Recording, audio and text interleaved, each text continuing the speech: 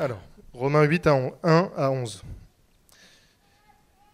Il n'y a donc maintenant aucune condamnation pour ceux qui sont en Jésus-Christ, qui ne vivent pas conformément à leur nature propre, mais conformément à l'Esprit. En effet, la loi de l'Esprit, qui donne la vie en Jésus-Christ, m'a libéré de la loi du péché et de la mort. Car ce qui était impossible à la loi, parce que la nature humaine la rendait impuissante, Dieu l'a fait. Il a condamné le péché dans la nature humaine en envoyant, à cause du péché, son propre Fils dans une nature semblable à celle de l'homme pécheur. Ainsi, la justice réclamée par la loi est accomplie en nous qui vivons non conformément à notre nature propre, mais conformément à l'Esprit. En effet, ceux qui se conforment à leur nature propre se préoccupent des réalités de la nature humaine, tandis que ceux qui se conforment à l'Esprit sont préoccupés par ce qui est de l'Esprit. De fait, la nature humaine tend vers la mort, tandis que l'Esprit tend vers la vie et la paix. En effet, la nature humaine tend à la révolte contre Dieu parce qu'elle ne se soumet pas à la loi de Dieu et qu'elle n'en est même pas capable. Or, ceux qui sont animés par leur nature propre ne peuvent pas plaire à Dieu. Quant à vous, vous n'êtes pas animés par votre nature propre, mais par l'Esprit. Si du moins l'Esprit de Dieu habite en vous, si quelqu'un n'a pas l'Esprit de Christ, il ne lui appartient pas. Et si Christ est en vous, si Christ est en vous, votre corps, il est vrai, est mort à cause du péché, mais votre esprit est en vie à cause de la justice. Et si l'esprit de celui qui a ressuscité Jésus habite en vous, celui qui a ressuscité Christ rendra aussi la vie à votre corps mortel par son esprit qui habite en vous. Amen. Jusqu'ici, la parole de Dieu. Si vous nous rejoignez pour la première fois, vous tombez à pic. Pas seulement pour les crêpes, mais notre texte d'aujourd'hui est le début du chapitre qui est probablement le passage le mieux connu et peut-être le plus important de toute la Bible. Il n'y a pas plus de vérité ici dans ce qu'on vient de lire que dans le reste de la Bible. Toute la Bible et la parole de Dieu est également vraie, mais nulle part ailleurs dans la Bible, on ne voit autant de bonnes nouvelles concentrées en un si petit espace, en un seul passage. Dans les 39 versets du chapitre 8, il y a une montagne de nouvelles spectaculaires pour notre âme, à un tel point où on pourrait le lire tous les jours pendant un mois ou un an, ou le reste de notre vie sans jamais en arriver au bout. On va du coup passer 5 semaines dans ce chapitre, jusqu'à la mi-mars, et donc ça va être un bon mois. Mais juste au cas où vous n'étiez pas là la semaine dernière ou la semaine précédente, il faut nous souvenir de ce qu'on a vu dans le chapitre 7 de Romains, parce que comprendre Romains 7 est absolument essentiel pour comprendre Romains 8, en particulier ces 11 premiers versets qu'on vient de lire. Dans Romains 7, Paul prend du recul par rapport à l'évangile qu'il explique depuis le début de la lettre, et il décrit plutôt notre expérience, ce que ça fait d'être chrétien, né de nouveau par l'Esprit de Dieu, mais qui vit encore dans ce monde et dans ses corps corrompus. Et Paul décrit cela comme une lutte entre ce qu'il appelle la loi de l'Esprit, c'est-à-dire la loi de Dieu appliquée à nos cœurs et à nos esprits, et la loi du péché de l'autre côté. On sait depuis presque le début de la Bible que les êtres humains sont naturellement rebelles contre Dieu. Nous sommes tous comme notre père Adam, nous voulons tous rejeter Dieu et on veut tous être nos propres maîtres. Et c'est d'ailleurs de ça qu'on parle quand on parle du péché. Mais quand Dieu nous sauve, il fait quelque chose en nous. Il nous transforme par son Esprit Saint. Il nous donne de nouveaux cœurs pour l'aimer, de nouveaux esprits pour le comprendre et une nouvelle volonté pour lui obéir. La seule chose qu'il ne fait pas, au moins pas encore, c'est de transformer notre corps. Nos corps sont toujours les mêmes corps qu'on avait avant qu'il ait fait ces choses en nous. Nos corps sont toujours sensibles à l'influence du péché, toujours habitués au désir du péché. Et ces deux forces, entre guillemets, les nouveaux cœurs que Dieu nous donne et les anciens corps, ou la nature humaine, comme Paul dit ici, qui essaient de nous éloigner de Dieu, ces deux choses sont constamment en guerre à l'intérieur de nous.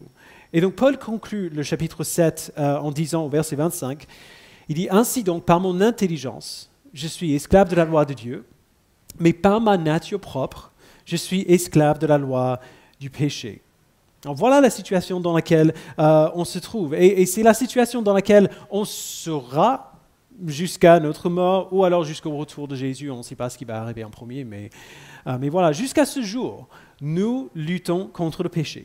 Et notre lutte, comme on l'a vu la semaine dernière, est une bonne chose. Parce que cette lutte signifie que l'Esprit est en nous, qui nous donne une nouvelle nature qui ne peut pas rester là, les bras croisés, pendant que le péché essaie de prendre le dessus. La question, c'est comment est-ce que cette lutte se poursuit? Dans les faits, en pratique, comment est-ce que cette lutte se vit?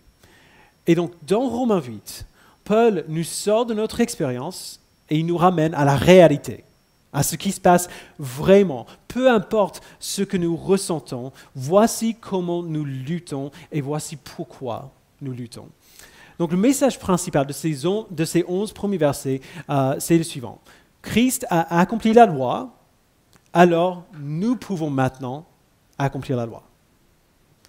Et il nous montre cela en nous montrant deux choses principales.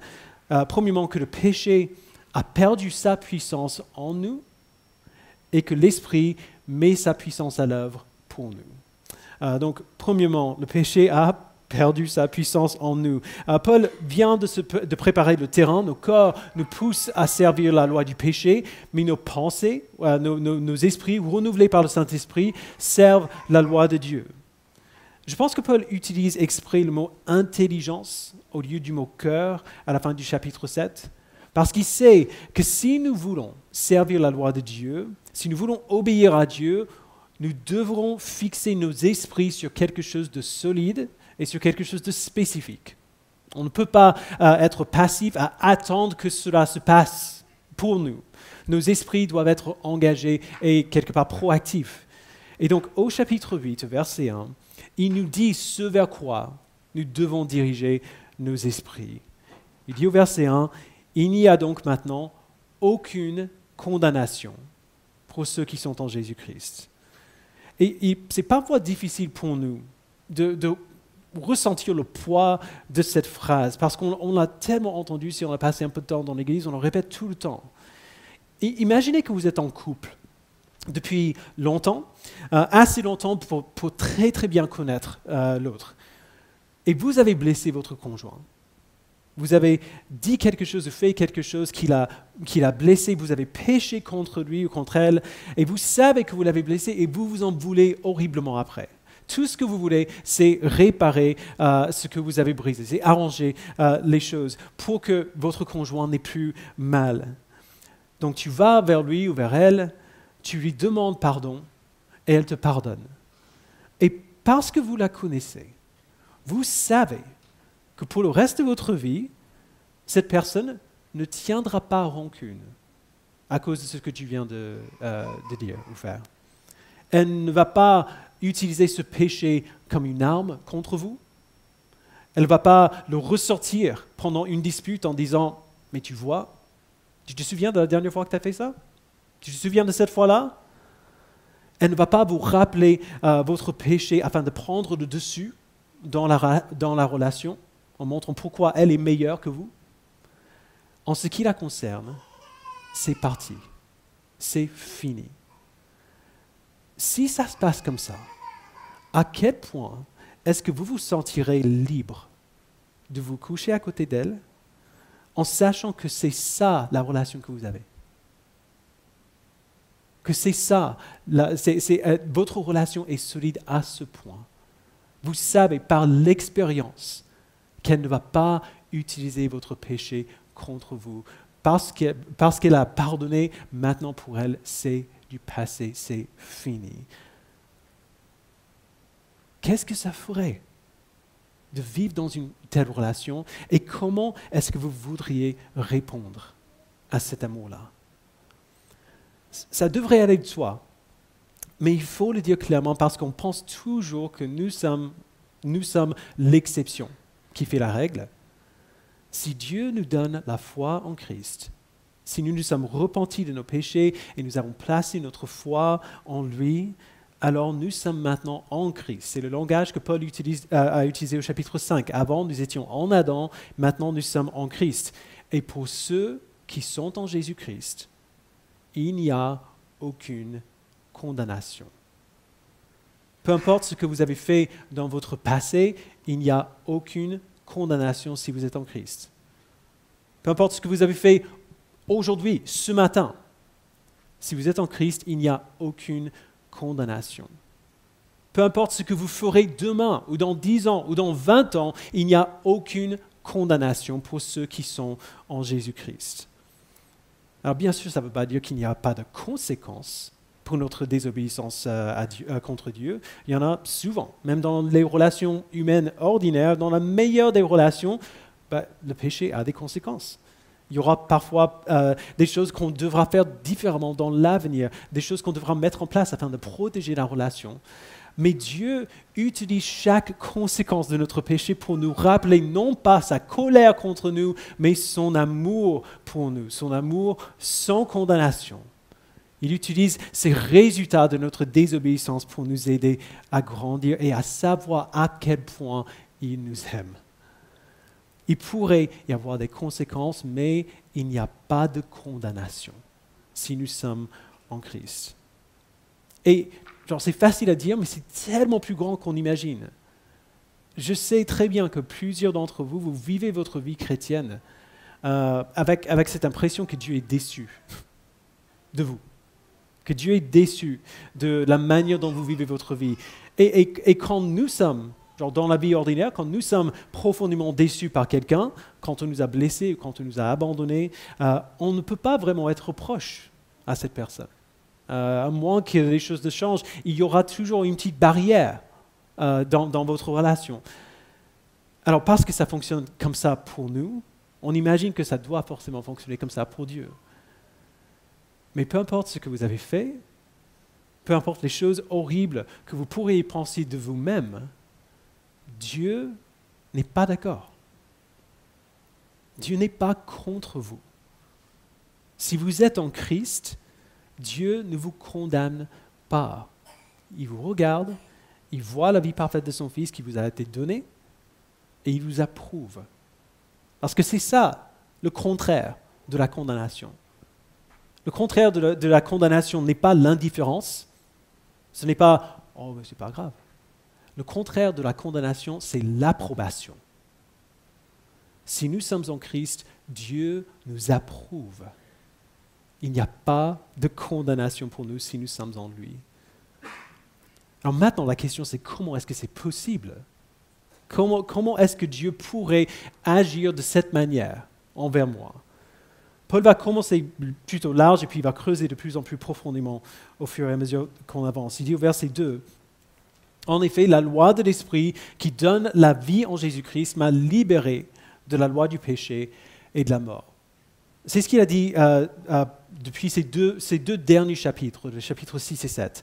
La loi de l'Esprit qui donne la vie, c'est cette loi de l'intelligence dont il parlait à la fin du chapitre 7. C'est l'Esprit qui applique la loi de Dieu à nos cœurs et à nos esprits. Et la loi du péché et de la mort, c'est cette tendance de nos vieilles natures à être attirés vers le péché. Mais ici, Paul nous rappelle ce qu'il a dit encore avant, au chapitre 6. Bien que ces deux lois sont à l'œuvre en nous La loi du péché et de la mort est beaucoup moins puissante que la loi de l'esprit. Alors bien sûr, ça ne veut pas dire que le péché n'a aucun pouvoir du tout. Il peut encore faire des choses, mais on a déjà vu, le pouvoir principal du péché, c'est son pouvoir de nous condamner et son pouvoir de nous contrôler. Et ces deux pouvoirs ont été brisés. Nous avons été libérés du péché.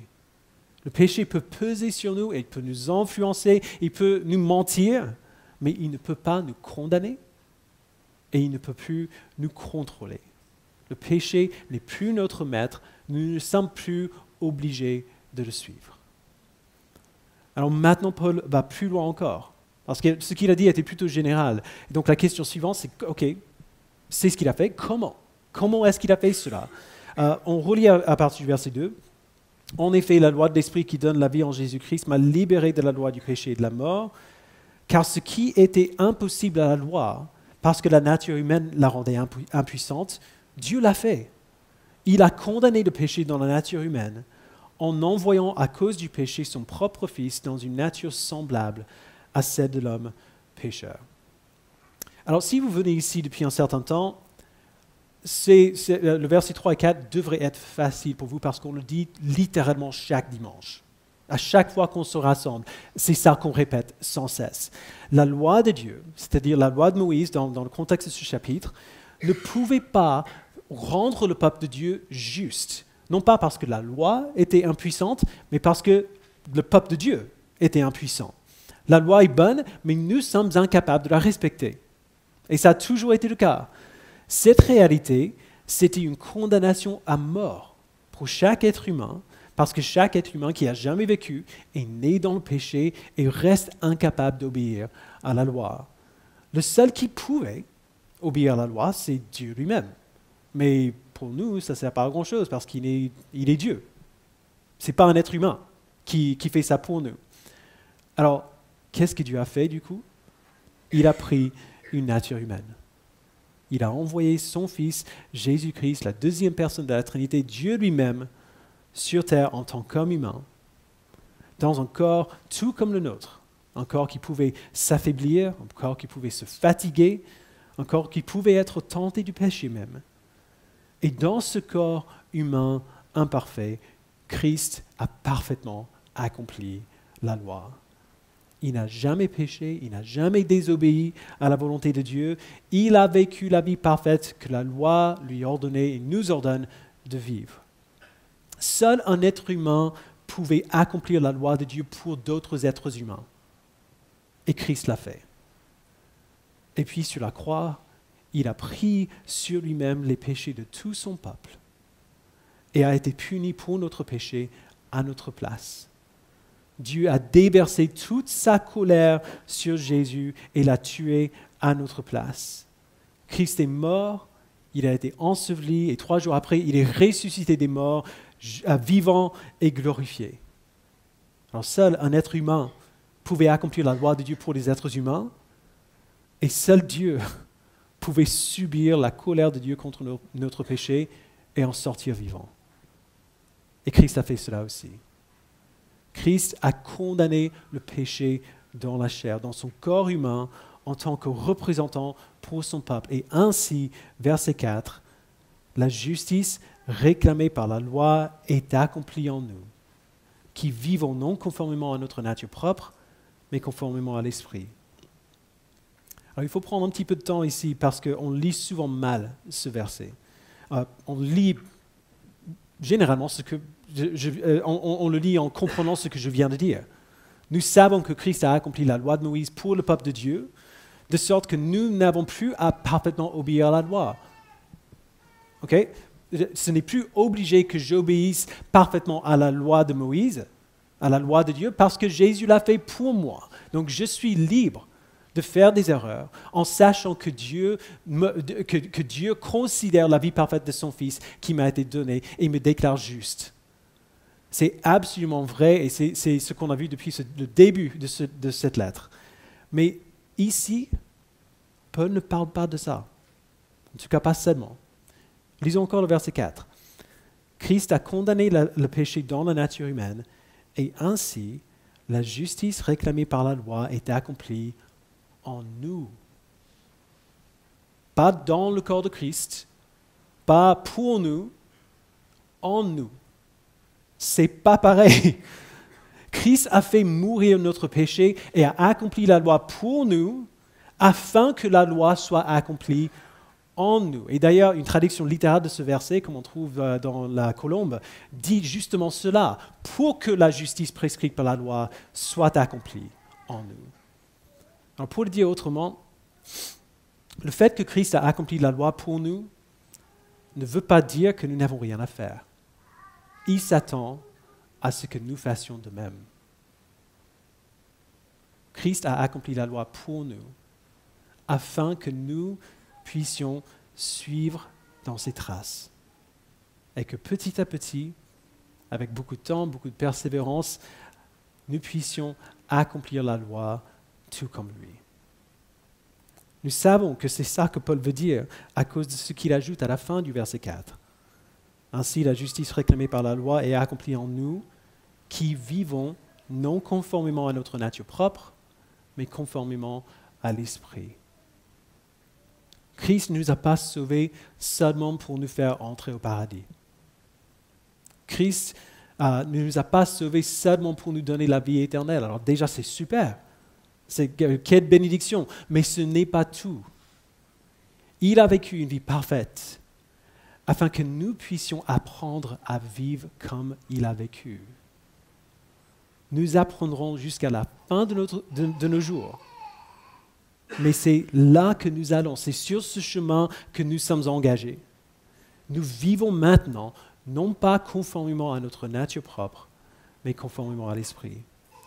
Et il dit cela, si c'est un peu compliqué, il le dit encore plus explicitement au verset suivant, verset 5. En effet, ceux qui se conforment à leur nature propre se préoccupent des réalités de la nature humaine, tandis que ceux qui se conforment à l'Esprit sont préoccupés par ce qui est de l'Esprit. De fait, la nature humaine tend vers la mort, tandis que l'Esprit tend vers la vie et la paix. En effet, la nature humaine tend à la révolte contre Dieu, parce qu'elle ne se soumet pas à la loi de Dieu et qu'elle n'en est même pas capable. Or, ceux qui sont animés par leur nature propre ne peuvent pas plaire à Dieu. C'est ainsi que nous savons que Christ a fait ces choses et qu'il fait encore ces choses en nous. Avant, nous ne voulions que nous faire plaisir et nous servir. Mais maintenant, même si on est loin d'être parfait, nous ne vivons plus comme nous vivions avant. Nous vivons selon l'Esprit.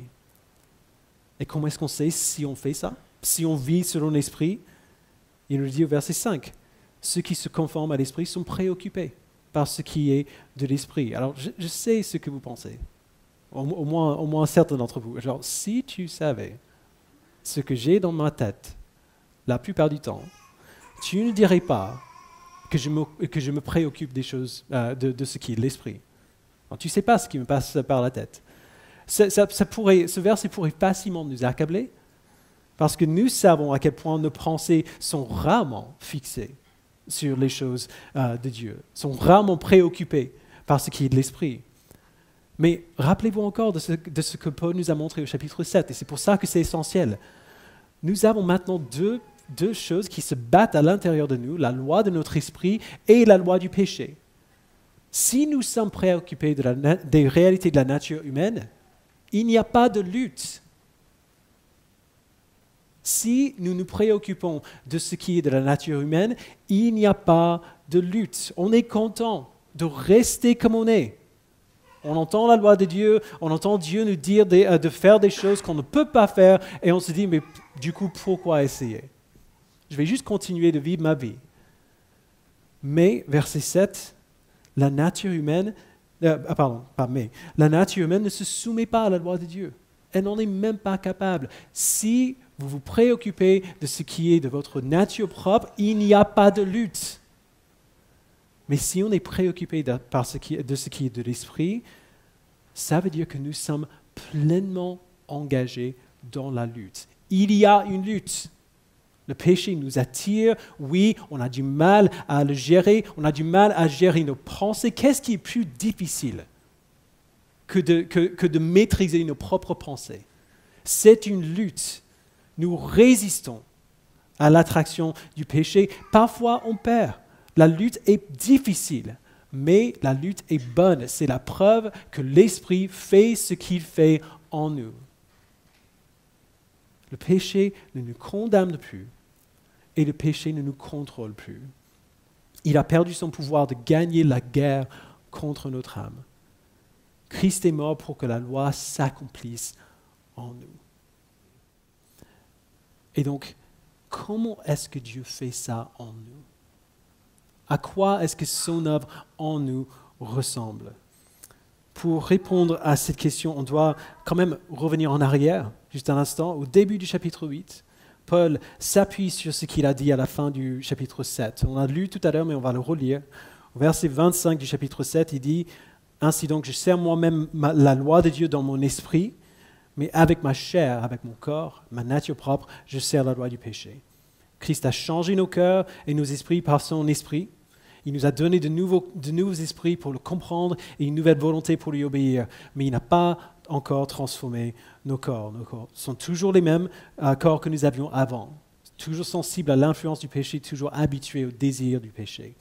La fin du chapitre 7 parlait du découragement que nous pouvons parfois ressentir en tant que croyants nés de nouveau, libérés du péché, qui vivent encore dans ces corps qui nous attirent dans l'autre sens. Et puis, dans les 8 premiers versets du chapitre 8, il nous a montré pourquoi nous ne devons pas nous donner au découragement. Christ a détruit la puissance du péché dans nos corps afin que la justice réclamée par la loi soit accomplie en nous. Et à partir du verset 9, il répond à cette question et nous y répondrons aussi la semaine prochaine. Comment la justice réclamée par la loi est-elle accomplie en nous? Réponse: le Saint-Esprit qui habite en nous nous donne le pouvoir de tuer notre péché. La première chose qu'on doit voir ici, c'est que la puissance de l'Esprit en nous agit d'abord au niveau de notre identité. Verset 9, il dit « Quant à vous », quand je parlais des gens qui se préoccupent des choses de la nature humaine, je ne parle pas de vous, qui êtes en Christ. Quant à vous, vous n'êtes pas animés par votre nature propre, mais par l'Esprit, si du moins l'Esprit de Dieu habite en vous. Si quelqu'un n'a pas l'Esprit de Christ, il ne lui appartient pas. Alors, j'ai parlé à l'un d'entre vous la semaine dernière après le message, parce que j'avais dit dimanche dernier que bien souvent, parce que nous voyons encore notre péché tellement clairement, on se sent comme des imposteurs. Et la question que cette personne a posée était, comment est-ce que deux imposteurs peuvent-ils se parler, sachant qu'on est tous les deux des imposteurs? C'est une bonne question. Mais la réponse que j'ai essayé de lui donner en tout cas, c'est la réponse que Paul donne ici. Nous ne sommes pas des imposteurs. C'est justement ça, tout son message. Nous ressentons cette assurance vers le péché, nous ressentons l'attrait de la tentation, nous pouvons clairement voir notre propre faiblesse, mais Paul dit, ce n'est plus qui vous êtes. C'est votre expérience, mais ce n'est plus qui vous êtes. Si Dieu vous a donné la foi en Christ par son Saint-Esprit, vous vous sentez peut-être comme un imposteur, mais ce n'est pas vrai. Parce que votre péché ne vous définit plus. Peu importe ce que vous ressentez parfois, vous n'êtes pas ce que vous étiez avant. Vous vous rappelez de ce qu'on a vu il y a quelques semaines. Si Dieu nous a donné la foi en Christ, nous ne sommes plus en Adam. Nous sommes maintenant en Christ. Et ici, Paul fait le lien entre notre identité en tant que personne qui se trouve unie à Christ et ce que l'Esprit fait en nous si nous sommes unis à Christ. Alors c'est parfois dur à croire, mais si nous sommes en Christ, nous ne sommes plus animés par notre nature de pécheur. Nous sommes maintenant animés par l'Esprit. Notre vie se puise non pas en nous-mêmes, mais en l'Esprit. Et encore une fois, on sait que ça se passe en nous parce que quand nous sommes tentés de pécher, nous luttons pour le résister. Et il dit encore plus explicitement au verset 10. Et si Christ est en vous, votre corps, il est vrai, est mort à cause du péché, Voilà la lutte. Mais votre esprit est vie à cause de la justice. On se sent souvent comme des pécheurs, on se sent souvent coupable de péché parce qu'on voit encore notre péché à l'œuvre. Mais notre corps est toujours mort à cause du péché. Mais ça ne change pas qui nous sommes. Nous ressentons encore notre péché, nous nous sentons encore coupables, mais notre sentiment ne nous dit pas la vérité. Il dit la vérité de ce que nous méritons, mais pas de ce qui nous sommes maintenant. Ces choses sont vraies, nos corps sont encore faibles et attirés vers le péché, mais nos corps ne sont plus ce qui nous définit. Nous sommes maintenant animés par l'Esprit. Littéralement, le verset 9 dit que nous sommes simplement dans l'Esprit. Nous sommes dans l'Esprit, nous sommes en Christ, Christ est en nous et son Esprit vit en nous. Alors, puisque c'est vrai, l'Esprit nous donne la vie. La justice parfaite de Jésus-Christ s'applique à nous et change fondamentalement qui nous sommes. Et cette justice appliquée à nous, elle nous transforme de deux manières distinctes. Déjà, elle change qui nous sommes devant Dieu. On vient d'en parler. Il n'y a aucune condamnation pour ceux qui sont en Jésus-Christ. Le péché ne peut plus nous condamner. Et elle change qui nous sommes dans notre lutte contre le péché. Si Christ est en nous, bien que notre corps soit mort à cause du péché, notre esprit est vie à cause de la justice. Le péché ne peut plus nous contrôler. Alors ça semble presque toujours un peu trop beau pour être vrai. Genre Christ a fait tout cela pour que tu sois théoriquement possible, mais il ne me connaissait pas. Alors je sais, il a fait ça pour que, mais il ne me connaissait pas. Il m'a peut-être donné tout ce dont j'avais besoin, mais moi je sais que je vais quand même tout rater. Je ressens la même chose. Mais la promesse de ce texte, c'est que si Christ est en nous, nous n'allons pas tout rater. Ça ne va pas se passer comme ça. Notre pessimisme est un mensonge. Nous ne raterons pas le plan de Dieu pour nous, pour une raison très simple. Le Saint-Esprit est infiniment plus puissant que notre péché. Verset 11, et ce verset c'est la clé. Et si l'Esprit de celui qui a ressuscité Jésus habite en vous, celui qui a ressuscité Christ rendra aussi la vie à votre corps mortel par son Esprit qui habite en vous. Nous sous-estimons, je pense, la puissance nécessaire pour réaliser la résurrection. L'humanité n'a pas encore réussi à le faire, pas après quelques minutes. Nous sous-estimons encore plus la puissance nécessaire pour ressusciter Christ.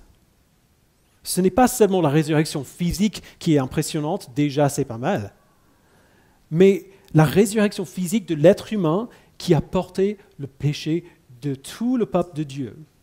Aucun être humain n'a jamais été plus cruellement éprouvé que Christ. La résurrection de Christ est l'ultime démonstration de la puissance. Et ce même Esprit de Dieu, qui a ressuscité Christ d'entre les morts, donc la puissance ultime de l'univers entier, vit en nous. On est tellement découragés, désorientés par le péché dans nos vies, et c'est normal. Mais dans notre imagination, je pense que la balance se penche du mauvais côté. On voit la puissance de notre péché et la puissance de l'Esprit en nous comme presque égales. Mais c'est faux. Christ a pris notre péché sur lui-même, il a payé pour ce péché, il est mort pour ce péché, le Saint-Esprit a ressuscité Christ d'entre les morts, et ce même Esprit, notre Sauveur, notre Dieu, vit en nous et il est pour nous. Il a vaincu le péché qui pèse sur nous. Il est bien plus puissant. Dans un combat entre mon pauvre péché et l'Esprit Saint de Dieu lui-même qui a ressuscité Jésus-Christ, je sais qu'il va gagner. Alors voici ce que ça ne veut pas dire. Ça ne veut pas dire que l'Esprit va prendre possession de nos corps pour nous contrôler. Il ne va pas empêcher notre main de faire si nous décidons de faire. Ce qu'il fait, c'est qu'il nous donne la vie, Paul dit. Celui qui a ressuscité Christ rendra aussi la vie à votre corps mortel par son esprit qui habite en vous. Regardez bien son langage. En gardant en tête Romains 7. Il ne dit pas qu'il rendra la vie à notre âme ou à notre cœur, mais à nos corps. On parle de ça depuis 2 semaines. Celui qui a ressuscité Christ rendra la vie à notre corps mortel. Alors du coup, ça ressemble à quoi? Ça, c'est le message de la semaine prochaine. Mais rapidement, verset 13, Paul dit, « Si vous vivez en vous conformant à votre nature propre, vous allez mourir, mais si par l'Esprit, vous faites mourir les manières d'agir de votre corps, vous vivrez. » Alors, on va faire bien attention à la manière dont il dit, « Par l'Esprit, vous faites mourir les manières d'agir du corps. » L'Esprit nous anime, nous donne la vie pour combattre. Il sera derrière nous, nous donnant de son pouvoir pendant que nous luttons contre le péché. Pendant que nous faisons mourir le péché. Nous obéissons à Dieu par l'Esprit absolument. Nous obéissons à Dieu par la puissance de l'Esprit absolument, pas par notre propre puissance. Mais c'est nous qui obéissons. Ce n'est pas l'Esprit qui obéit pour nous. Dieu ne va pas obéir pour nous. Alors ça peut sembler intimidant, et c'est pour cela que Paul ne commence pas en nous disant ce que nous devons faire, il commence plutôt en nous disant pourquoi ça va marcher, que ça va être une réussite. Christ est mort pour nous, il a accompli la loi pour nous afin que la loi s'accomplisse en nous. Il a obéi pour nous afin que nous puissions obéir à notre tour. Ça va marcher. On ne va pas tout rater. Si nous sommes en Christ, on ne va pas tout rater.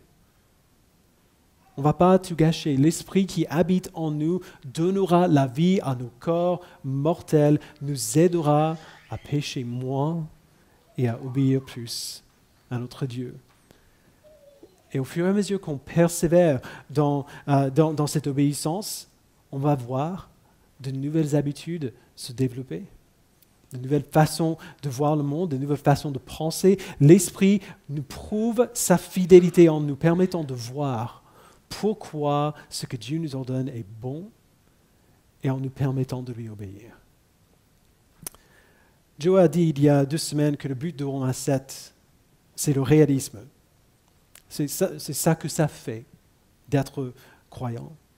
Rien de ce que Paul a dit au début du chapitre 8 ne contredit ce qu'il a dit au chapitre 7.